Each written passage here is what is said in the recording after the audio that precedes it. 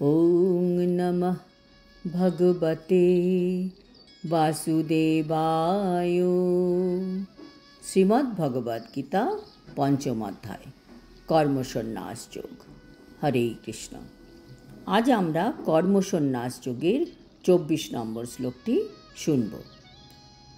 যহ অন্তসুখ অন্তরারামঃ তথা অন্তর্জ্যোতি ये বজঃ সযোগী ব্রহ্মনির্বাণং ব্রহ্মভূত অধিগচ্ছতি। অনুবাদ: যিনি আত্মাতেই সুখ অনুভব করেন, আবার যিনি আত্মাতেই রমণশীল এবং আত্মাই যার লক্ষ্য, তিনিই হচ্ছেন যোগী। তিনি ব্রহ্মে অবস্থিত হয়ে ব্রহ্ম নির্বাণ লাভ করেন। তাৎপর্য: যে ব্যক্তির অন্তরে সুখ রয়েছে, যার মন হামেশা অন্তর্মুখী এবং আত্মাই যার লক্ষ্য, তিনি প্রকৃত যোগী। তিনি ব্রহ্মে অবস্থিত হয়ে ব্রহ্ম নির্বাণ লাভ করেন। যে ব্যক্তি আত্মায় সুখ আস্বাদন করেননি, সে এইসব অনিত্য সুখভোগের বাহ্য ক্রিয়াগুলি কিভাবে পরিত্যাগ করবে? যতক্ষণ না আমরা কিছু বেটার পথ খুঁজে পাচ্ছি, ততক্ষণ আমরা কিভাবে আমাদের এই অজ্ঞানতাপূর্ণ রাস্তা পরিত্যাগ করব? বর্তমানে আমাদের জীবন কৃত্রিমতায় পূর্ণ। শুধু লোক দেখানো জীবনে মানুষ ব্যস্ত। অন্য লোকে প্রশংসা করলে তবেই আমরা সুখী হই। মানে আমাদের সুখ নির্ভর করছে অন্য লোকের প্রশংসার ওপর।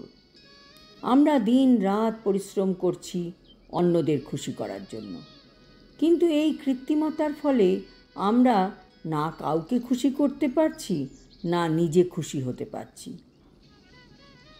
যে ব্যক্তি জীবনমুক্ত, যথার্থ অনুভূতিতে সুখ আস্বাদন করেন, তিনি এক জায়গায় স্থির হয়ে বসে চিন্ময় চেতনার সাহায্যে জীবনের ক্রিয়াগুলিকে উপভোগ করতে পারেন। এই ধরনের মুক্ত পুরুষ কখনোই বাহ্য জাগতিক সুখের আশায় আকাঙ্ক্ষাও করেন না। এই অবস্থাকে বলা হয় ব্রহ্মভূত অবস্থা, যা লাভ করার ফলে ভগবত ধামে ফিরে যাওয়ার সুনিশ্চিত হয়।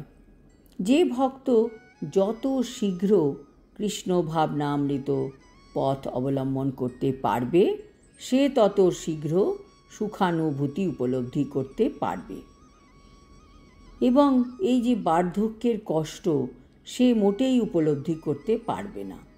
বার্ধক্যে যখন মানুষ একাকিত্ব অনুভব করে, সেই সময় যিনি ভক্ত, তার নিত্য হরে কৃষ্ণ মহামন্ত্র জপ, কৃষ্ণ কথা, কৃষ্ণ চিন্তা নিয়ে তিনি মগ্ন থাকেন। তার কখনোই মনে হবে না যে তিনি আসলে একা। সবাই চলে গেলেও তার সাথে কৃষ্ণ থাকবেন। এই অবস্থাকে বলা হয় ব্রহ্মভূত অবস্থা। আজ এই পর্যন্ত। আগামী শ্লোকে আমরা জানতে পারব কী ধরনের ঋষিগণ ব্রহ্ম নির্বাণ লাভ করেন। হরি ওং তৎসৎ। হরে কৃষ্ণ।